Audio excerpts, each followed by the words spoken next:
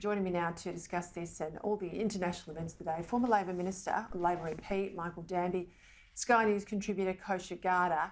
I've just upgraded you there, Michael, but we'll go with it, won't we? Parliamentary Secretary, I was Junior Minister. Well, there's an honourable in that title.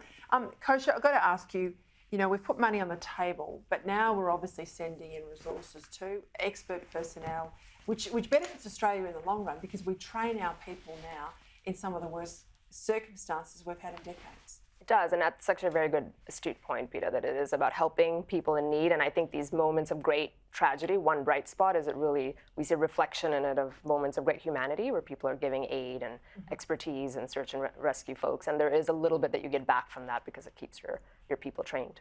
Pretty terrible, Michael. Australia's sending in personnel too, and countries from around the world that are not normally friends of Syria and Turkey, and that's good.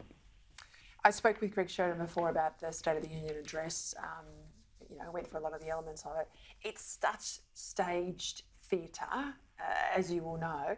Give us your sense on the speech, but also, is he going to run?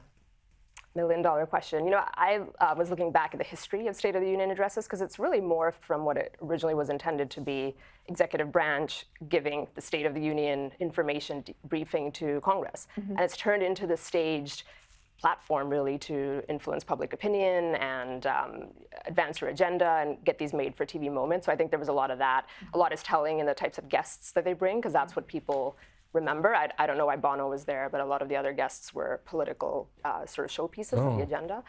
In terms of whether he'll run, I think the signals are that he will. That's my view. It's really a toss-up. But Jill Biden, First Lady, signaled that to Macron when he was at a state dinner.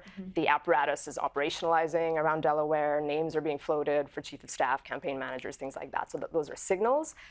He is weak right now in terms of his popularity with the base as well. So I think there's a good chance he'll be challenged by somebody like Gavin Newsom or whoever else. Yeah, because the question is, if not him, who is the other option? And it's not the Vice President. We can be all thankful for that. Antonio Guterres, the Secretary General of the United Nations, has made some really strong comments in relation to the conflict in Ukraine, expressing concern that there'll be a wider conflict and escalation beyond Ukraine's borders.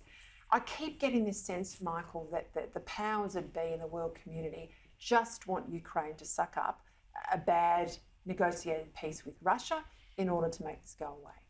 If you're a Pole or a Balt or a Scandinavian, you'd think that the sort of Guterres' implicit bullying of Ukraine was not just unethical, but you'd think that it was counterproductive to your own safety, and the Ukrainians ought to be given a chance to reclaim their own invaded land first. This is the Guterres scenario is Putin's strategy.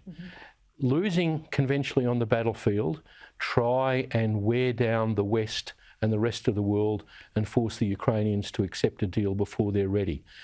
General Hodges, who's a great military commentator, says that if they seize back Kherson and Crimea, then that's the time to discuss peace. So I go with General Hodges rather than Guterres. All right, two quick ones before we go. Salman Rushdie, the horrific stabbing we saw in New York not so long ago, we've seen him now for the first time. What can you tell us? He's clearly lived an incredible life and many years in hiding after there was a fatwa against him. He was living under this bounty, multi-million-dollar bounty, and then he was stabbed in this way. And I think the recovery, he sustained a lot of wounds. He has blindness in one eye. He has like a drooping of his lip, etc. But it's just showing optimism and defiance. He's very defiant. He believes he's lived a life well. He's published 20 books after the fatwa, and on he goes.